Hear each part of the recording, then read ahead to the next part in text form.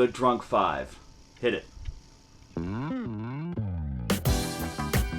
Sup, Impactors? Kirk FM here from Comic Impact. Hello, Net, and everyone who is choosing to watch this video tonight. We love comic books. That is awesome. It's another slow week. It was a lighter week this week, again. Last week we still had some pretty good stuff, but not a whole lot to really kind of oh my god, there's something new and I gotta get really excited about it. And this week felt the same way. I'm basically just going to talk about a lot of comics that have been on the video before, because I'm still watching a lot of consistency from my previous top fives as far as keeping the caliber going. I decided to do this a little drunk. Number 5 this week, it is still Archie number 3. I love this series. I don't care who knows if I love this series.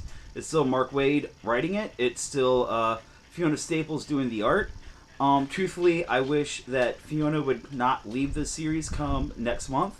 I don't care who knows. I love this series. Also, I want Fiona Staples to write all the comics. I want her to do them all. My fever fanboy dream is that she does the Spider-Gwen series. I would love to see that. And truthfully, I'm Jughead. Jughead is awesome. I'm really happy that they're doing a great thing with this character. Also, Chip Zdarsky from Sex Criminals and Howard the Duck is going to write the Jughead solo series, and I'm really, really excited for that. A lot of people don't know how to unlock. It's up, up, down, down, left, right, B, select, start. And then by Avatar, it's Halloween season. This is awesome. I keep talking about this series. It's it's Providence number 5.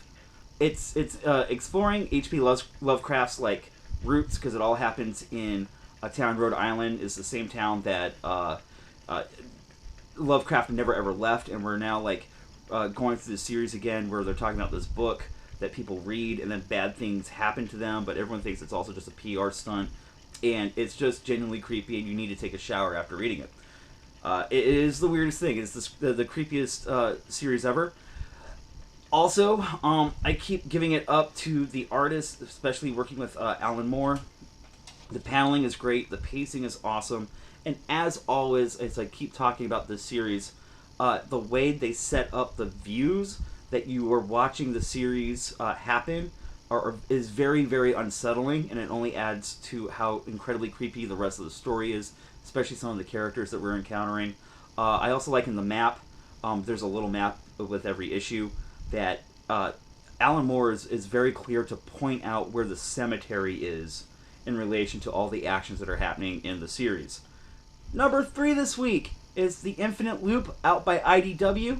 I keep talking about the series. I want you guys to go check it out. One, the art is fantastic. Imagine if you can take Bruce Timm and some of your other favorite artists that I can't remember right now.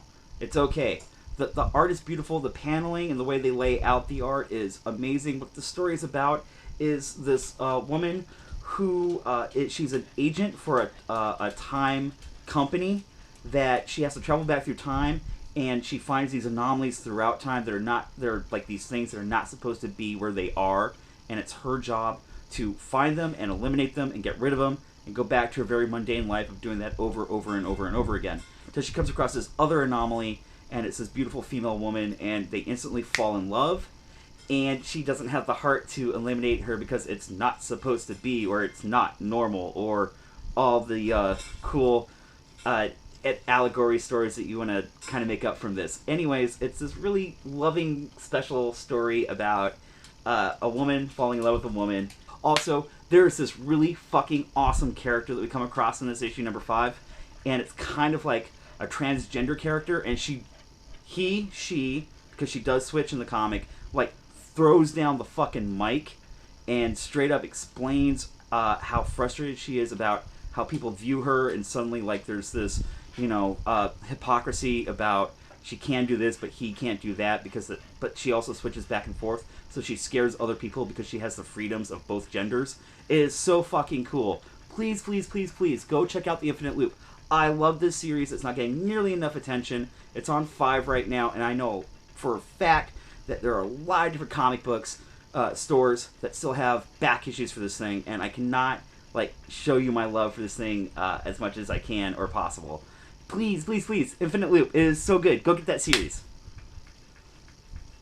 Wow, when I'm drunk, I burn through these videos. I'm sorry. I'm trying to make it fun this week. I just want you to read the really good stuff. Number 2 this week, Godzilla in Hell. This is awesome. It's also out by IDW. This is issue number 3. If you remember, issue number 1 was Stoko. He did the whole thing by himself. Issue 2 was a different creative team. I forgot who it was. It didn't make my top 5, but it was still a fucking stellar issue. And with number 3, we still have Godzilla, minimal dialogue, and in this issue, he fights fucking Space Godzilla. And they fight in Brazil. They fight in front of the that giant Christ cross in Brazil. It's kind of like this really awesome imagery thing that the team decides to do in this.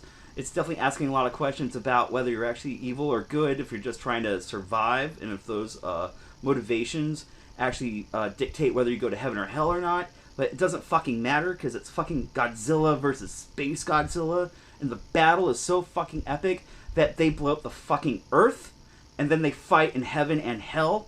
I loved this series. The art has been amazing. I love the fact that they're jumping from completely different creative teams for every issue.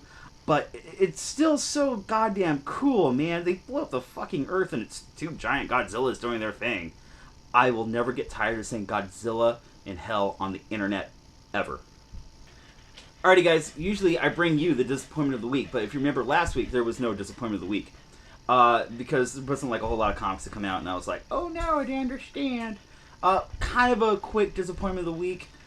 It was the Batman Annual number 4, and actually, I really did enjoy it, but unfortunately for the story and how deep the context was when you finally get to the end to it, it kind of bummed me out that I had to reread it about 3 times. I keep trying to have to say reread tonight, and I hope I'm not insulting anybody when I say reread.